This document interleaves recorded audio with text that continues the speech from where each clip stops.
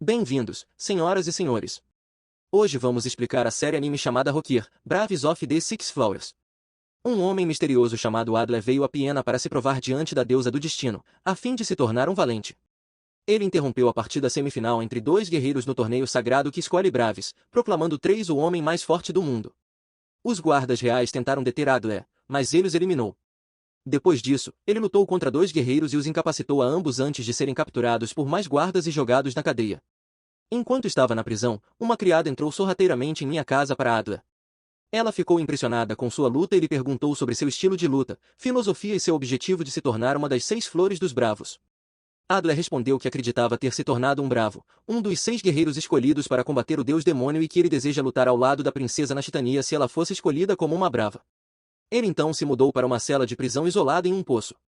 Por muitos dias e noites, Adler permaneceu no poço escuro com quase nenhuma comida ou água. Algumas semanas mais tarde, os bravos foram escolhidos e Adler recebeu a crista das 6 flores em sua mão direita. A empregada chegou, revelou-se a princesa, muito para a surpresa de Adler e o resgatou de sua cela. Nashtania mostrou a ele seu próprio brasão logo abaixo de sua clavícula no peito. Ela o libertou de sua cela às custas de seus próprios soldados, prendendo-os no mesmo poço em que haviam atirado Adler. Ambos fugiram de Piena e começaram a ir para o oeste a cavalo em direção à terra dos demônios uivantes para encontrar os outros bravos e derrotar o deus demônio. Durante vários dias, Adler e Nashtania se conheceram através de conversas e brincadeiras, embora houvesse um pequeno exemplo quando Nashtania se tornou muito séria em sua brincadeira e quase o enviesou com suas espadas. Ao repreendê-la, Adler descobriu sua natureza maliciosa e ela fingiu estar triste e assustada com a raiva dele em relação a ela. Ele também foi capaz de ver como funcionavam as habilidades dela e seu espírito livre testemunha, o que o exasperava. No entanto, eles começaram a se aproximar, mas quando uma aldeia em seu caminho foi atacada por Kyoma, Adler e Nashtania correram para sua defesa e foram capazes de lutar juntos brevemente. Entretanto, enquanto escoltavam os aldeões para longe, Adler pousou uma única garota que ficou para trás. Nashtania implorou a Adler que sua missão para derrotar o deus demônio era mais importante do que ajudar uma menina e possivelmente ser morta por um Kyoma antes disso. E capaz de fazê-lo, Adler continuou à frente dela deixando Nashtania para defender os aldeões contra qualquer Kyoma restante. Ao chegar ao vilarejo, Adler ficou surpreso ao encontrar vários cadáveres de Kyoma e uma bola de ferro como única evidência. Então ele encontrou uma menina com cabelo branco em roupas pretas, ajudando seu cachorro em seu cachorro jovem, libertando-os. Framey diz a Adler para deixá-la em paz, afirmando que ela deve lutar sozinha contra a Margem.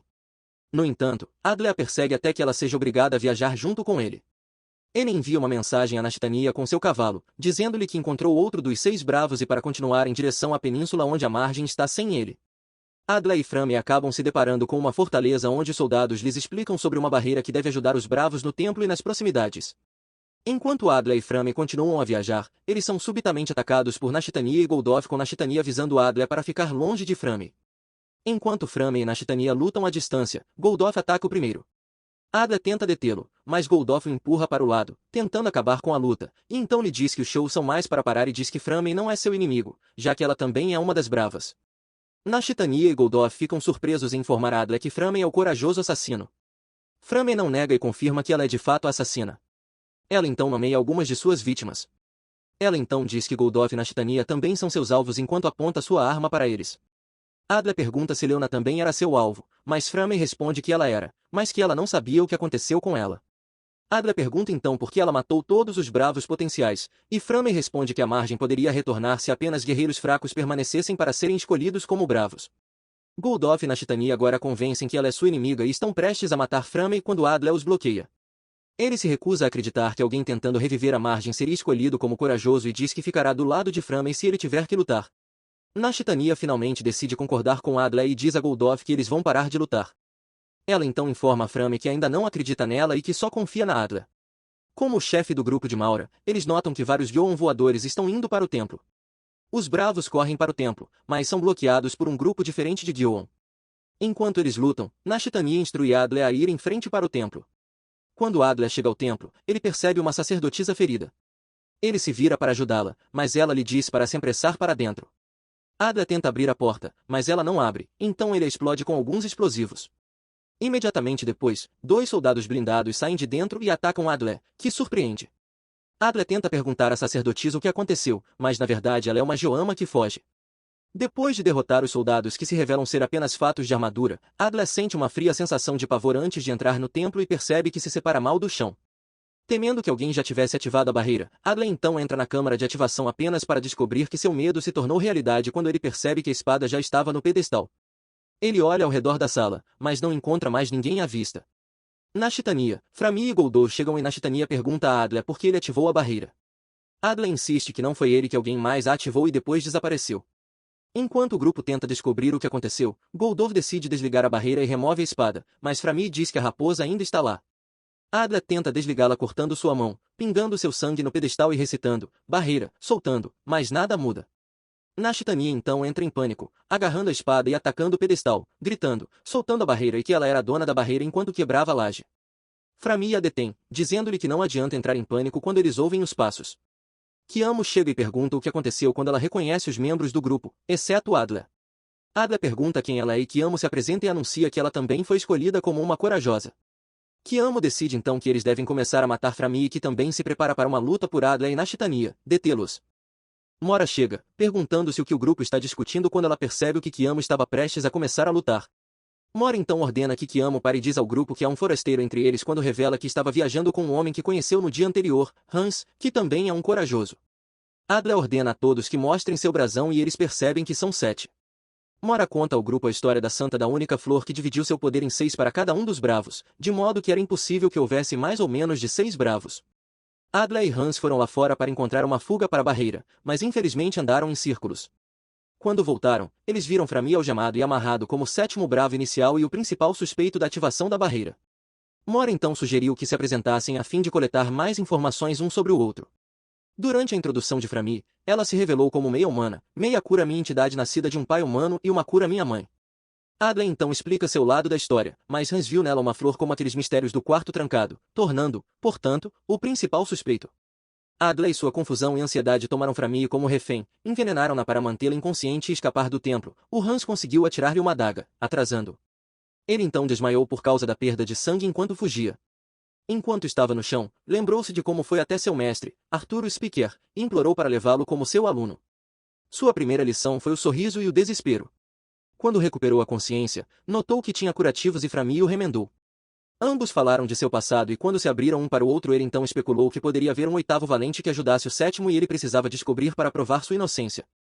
Arthur contou a Framir sobre seu passado, sobre como ele foi ensinado a lutar e até mesmo aprender ciência pelos Speaker de Arturo, seu mestre. Ele também falou sobre um lagarto como Shioma humanoide que tinha 3 asas que foram para sua aldeia quando era jovem. Framir confirmou então que foi o mesmo Shioma que convenceu sua mãe a dá-la à luz. Framir contou então sua história de que sua mãe havia fingido amá-la e depois tentou matá-la depois que Framir a decepcionou, deixando-a furiosa com sua espécie e querendo matar a margem por vingança. Eles então se separaram e Framir voltou para os outros. Dentro do templo, os bravos conceberam o plano de capturar e matar Ardlet. Quando se dividiram em grupos para procurar Ardlet, ele foi para o templo quando foi atacado por Hans.